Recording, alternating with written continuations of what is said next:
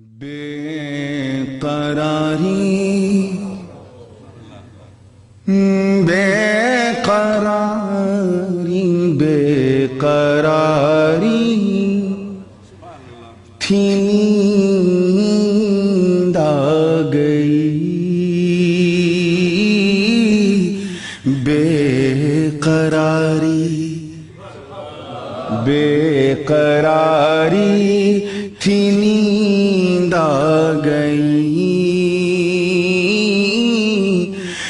لب پہ جب ان کا نام آ گیا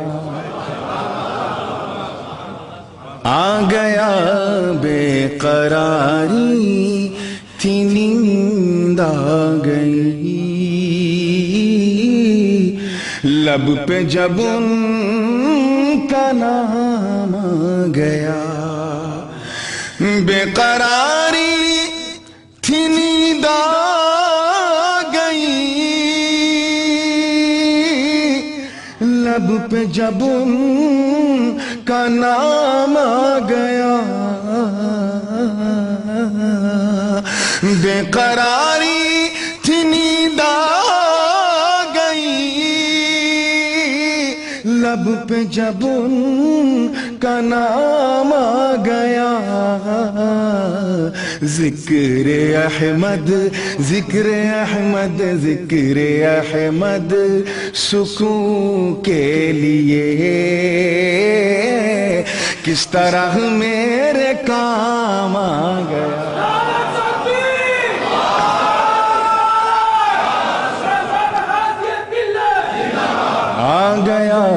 ذکر احمد سکون کے لیے کس طرح میرے کام آ گیا اور میدان محشر کو اپنے ذہن میں رکھیں گنہگاروں کی بے کسی ان کی بے کلی کو بھی سامنے رکھیں اور ان کا کبھی حضرت آدم کے پاس جانا کبھی حضرت نوح کے پاس جانا کبھی حضرت ابراہیم کے پاس جانا اور لوٹ کر آنا اور پھر انبیاء کرام کا ان سے کیا کہنا یہ پورا واقعہ آپ کے ذہن میں ہے دو مصرے میں اتارنے کی کوشش کی ہے دیکھیے گا کہ وہ صفیو خلیلو نجی وہ ذبیحو کلیم و مسیح میں نے اوصاف انبیاء سے کام چلانے کی کوشش کی ہے دیکھیے گا کہ وہ صفیو خلیلو نجی وہ ذبیحو کلیم و مسیح اذہبو کہے کہ سب نے کہا اذہبو کہے کہ سب نے کہا مجھ کو چھوڑو امام آ گیا ذکر اذہبو کہے کہ سب نے کہا مجھ کو چھوڑو امام آ گیا ذکر احمد سکون کے لیے کس طرح میرے کام آ گیا اور یہ بالکل میلاد پاک کے رنگ میں ڈوبا ہوا شعر ہے اور اس شعر کی خوبی یہ ہے کہ سن کر جس کا چہرہ کھل جائے ہم ایسے ہی جیسے آپ کا ابھی کھلا ہے جس کا چہرہ کھل جائے سمجھ جاؤ اپنا اور کسی صاحب کا یہ شعر سننے کے بعد اگر چہرہ اتر جائے ویسے امکان اس مسجد طیبہ میں ایسے لوگوں کا آنے کا کم لیکن غلطی سے کوئی آ جائے اور چہرہ اتر جائے تو سمجھ جانا اپنا تو نہیں لگتا کہیں اور سے آ گیا تو شعر سننے کے بعد دائیں بائیں کا انوائرمنٹ بھی دیکھ لینا کہ کیا لے کے آیا یہ کینہ لے کے آیا ہے یا آقا کا مدینہ لے کے آیا شعر کی کیف کے رنگ کو محسوس کیجئے گا میلاد کا شعر میں اس کے بعد سناتا ہوں پہلے وہ عقیدے والی زبان سننے جس کا میں نے ذکر کیا کہ فرش والے پڑھے جھوم کے عرش والے کہیں لب بلب، توجہ چاہوں گا، فرش والے پڑھے جھوم کر، عرش والے کہیں لب بلب،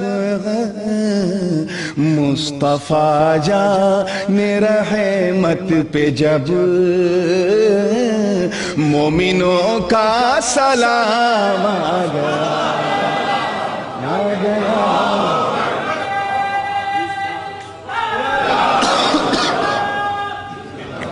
مصطفیٰ جان رحمت پہ جب مومنوں کا سلام آ گیا۔ یہ بات تو طے ہے کہ جب سے اللہ نے اس کائنات کو بنایا، حالانکہ اس وقت جب بھی نہیں تھا، یہ صرف تقریب فہم کے لیے آپ کو سمجھایا جا رہا ہے، جس وقت کن کہہ کر اس کائنات نے فیکون کا تاج پہنا،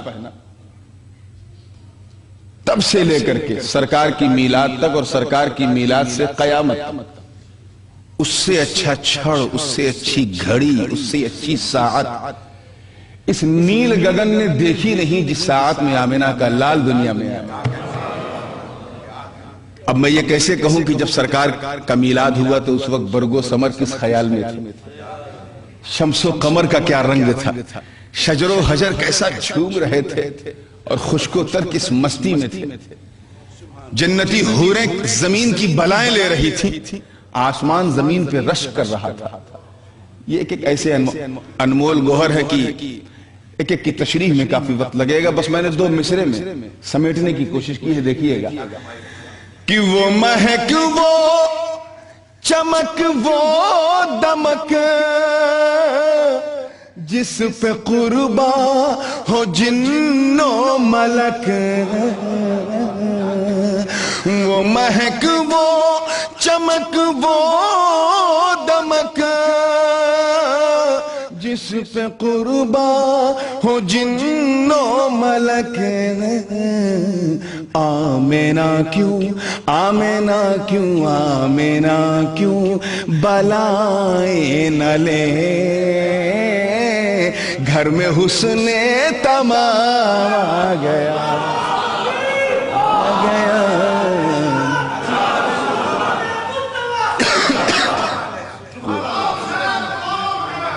آمین۔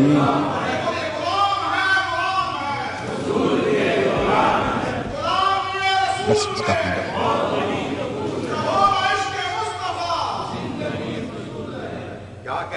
آمینہ کیوں بلائیں نہ لے، گھر میں حسن تمام گئے۔ اور ایک میسج چند روز پہلے حضور غازی ملت کا خطاب فیض الاسلام میں ہوا تھا، اس وقت ایک تاریخی واقعہ سرکار سیدنا عمر ابن خطاب رضی اللہ تعالیٰ عنہ کے ایمان کے حوالے سے بہت ہی دل افروز، بہت ہی خوبصورت واقعہ تھا۔ بس اس واقعے کو ذہن میں رکھیں، اس سے میسج کیا ملا ہے۔ میں صرف میسج پہ 2 مصرے پیش کر رہا ہوں، توجہ چاہوں گا کہ جب عمر ابن، دیکھیے گا علماء خاص توجہ،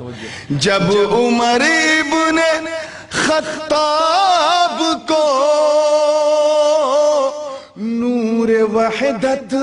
ملا آپ سے، جب عمر ابن خطاب کو نور وحدت ملا آپ سے، دو جہاں کی، دو جہاں کی، دو جہاں کی ملی نعمتیں، دل میں جب احترام آ گیا،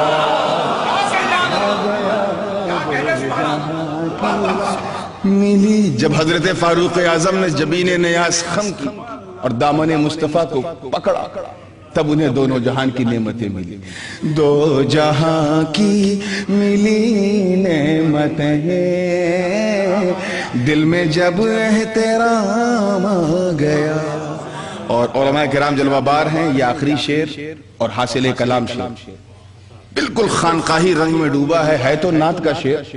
مگر بالکل منقبت کے رنگ میں. توجہ چاہوں گا خاص طور پہ. ذکر احمد سکون کے لیے کس طرح میرے کام آ گیا. میں دیکھنا چاہتا ہوں کہ پہلے مصرے میں کتنے لوگ کیچ کر لیتے ہیں کہ دوسرے مصرے میں کیا ہونے والا. خاص توجہ چاہوں گا کہ وہ مدینے سے پھوٹی کرن آئی سنجر سے اجمیر کو. وہ مدینے سے پھوٹی کرن آئی سنجر سے اجمیر کو.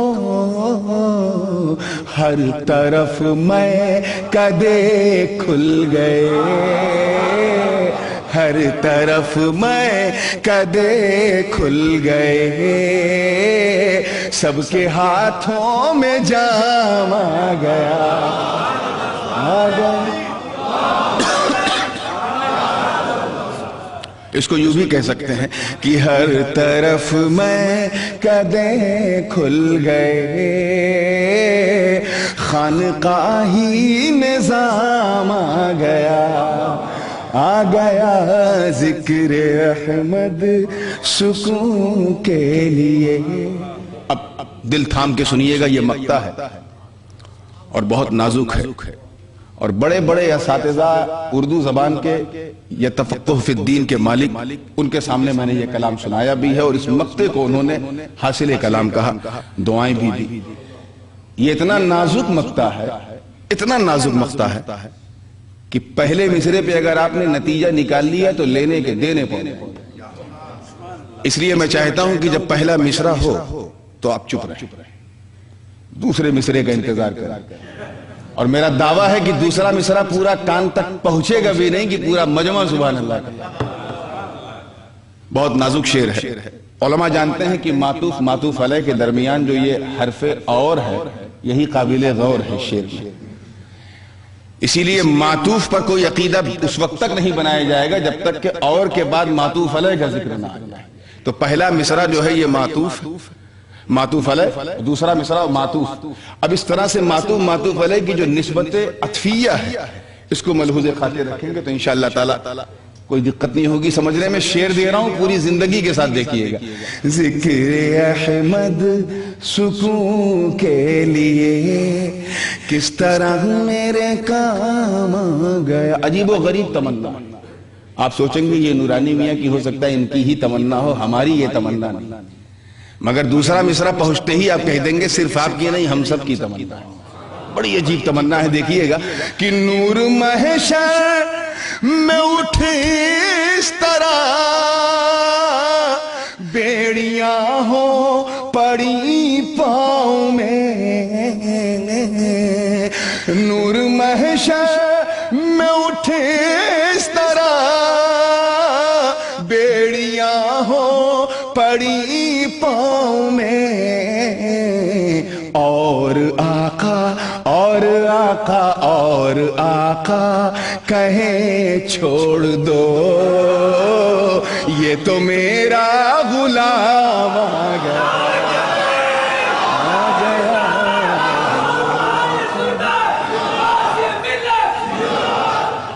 اور آقا کہیں چھوڑ دو یہ تو میرا غلام آ گیا, آ گیا. بے قراری تھی نیند آ گئی, لب پہ جب ان کا نام آ گیا.